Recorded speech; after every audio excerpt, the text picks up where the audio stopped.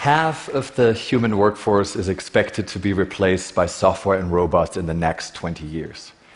And many corporate leaders welcome that as a chance to increase profits. Machines are more efficient, humans are complicated and difficult to manage. Well, I want our organizations to remain human. In fact, I want them to become beautiful. Because as machines take our jobs and do them more efficiently, soon the only work left for us humans will be the kind of work that must be done beautifully rather than efficiently.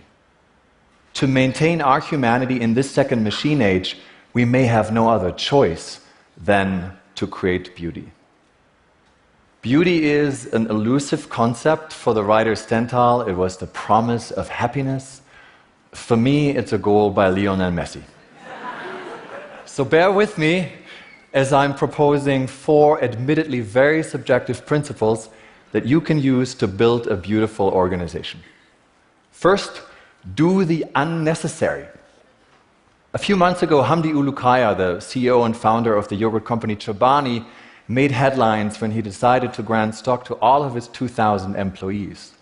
Some called it a PR stunt, others a genuine act of giving back. But there was something else that was remarkable about it. It came completely out of the blue.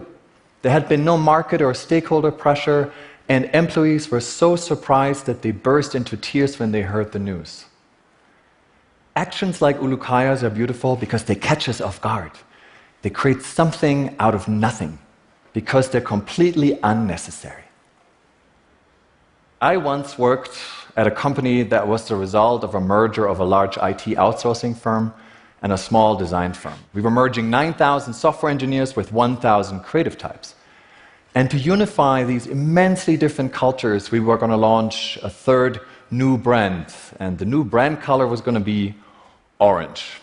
And as we were going through the budget for the rollout, we decided last minute to cut the purchase of 10,000 orange balloons, which we had meant to distribute to all staff worldwide.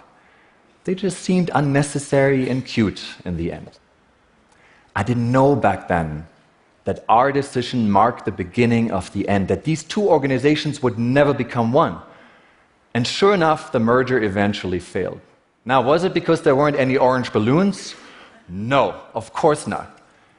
But the kill the orange balloons mentality permeated everything else. You might not always realize it, but when you cut the unnecessary, you cut everything. Leading with beauty means rising above what is merely necessary. So do not kill your orange balloons. The second principle, create intimacy. Studies show that how we feel about our workplace very much depends on the relationships with our coworkers. And what are relationships other than a string of micro interactions? There are hundreds of these every day in our organizations that have the potential to distinguish a good life from a beautiful one.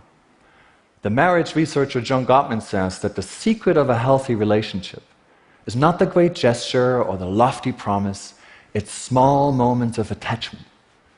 In other words, intimacy. In our networked organizations, we tout the strength of weak ties, but we underestimate the strength of strong ones. We forget the words of the writer Richard Bach, who once said, intimacy, not connectedness. Intimacy is the opposite of loneliness. So how do we design for organizational intimacy? The humanitarian organization CARE wanted to launch a campaign on gender equality in villages in northern India. But it realized quickly that it had to have this conversation first with its own staff. So it invited all 36 team members and their partners to one of the Hajuharo temples, known for their famous erotic sculptures. And there they openly discussed their personal relationships, their own experiences of gender equality. With the coworkers and the partners, it was eye-opening for the participants. Not only did it allow them to relate to the communities they serve, it also broke down invisible barriers and created a lasting bond amongst themselves. Not a single team member quit in the next 4 years. So this is how you create intimacy. No masks or lots of masks.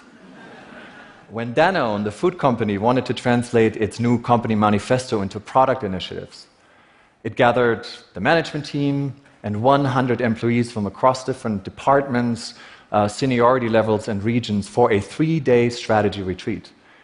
And it asked everybody to wear costumes for the entire meeting. Wigs, crazy hats, feather boas, huge glasses, and so on. And they left with concrete outcomes and full of enthusiasm. And when I asked the woman who had designed this experience why it worked, she simply said, "Never underestimate the power of a ridiculous wig."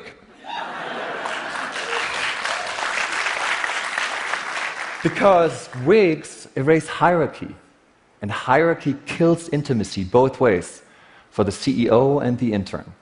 Wigs allow us to use the disguise of the false to show something true about ourselves.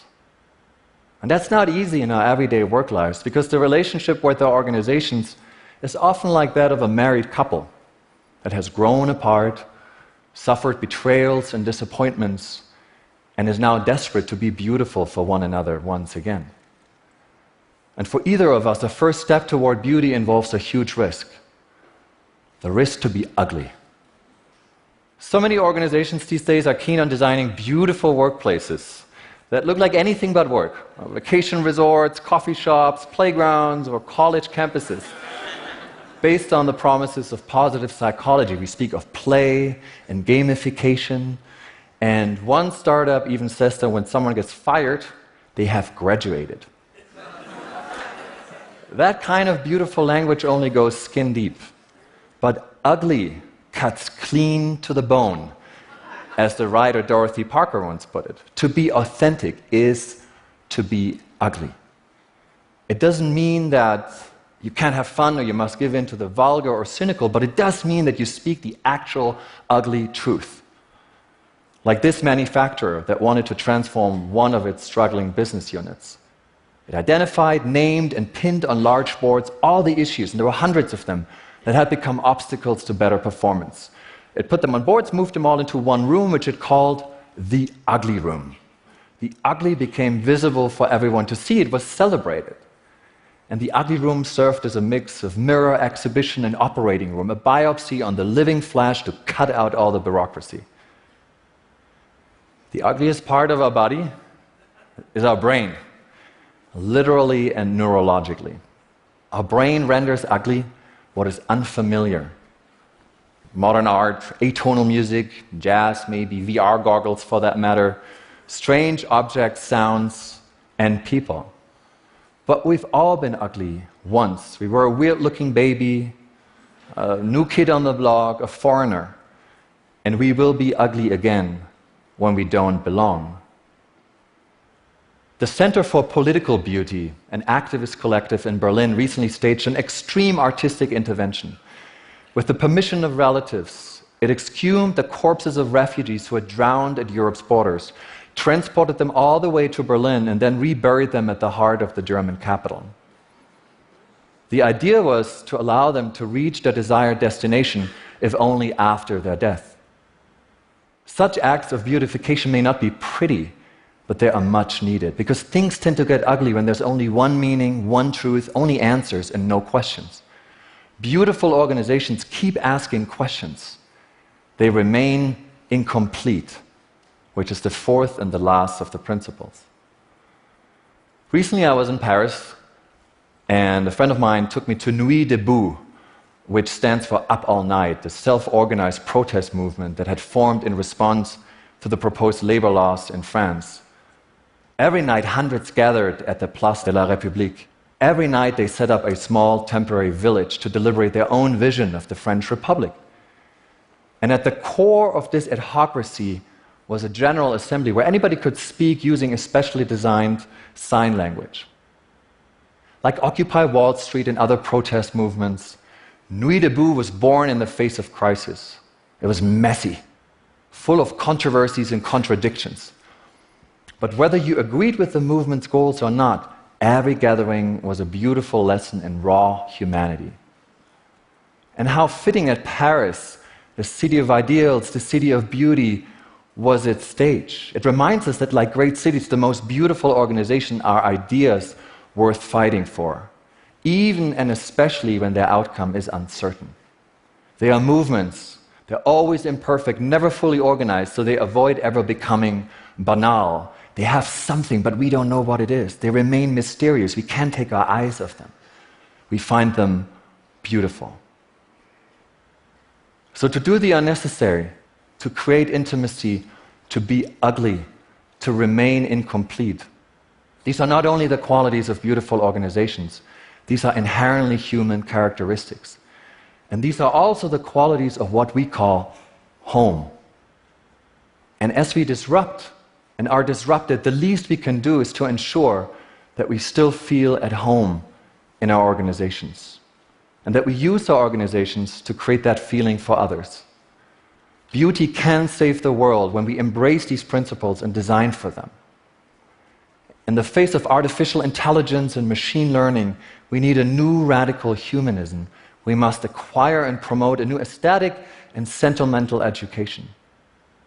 Because if we don't, we might end up feeling like aliens in organizations and societies that are full of smart machines that have no appreciation whatsoever for the unnecessary, the intimate, the incomplete, and definitely not for the ugly. Thank you.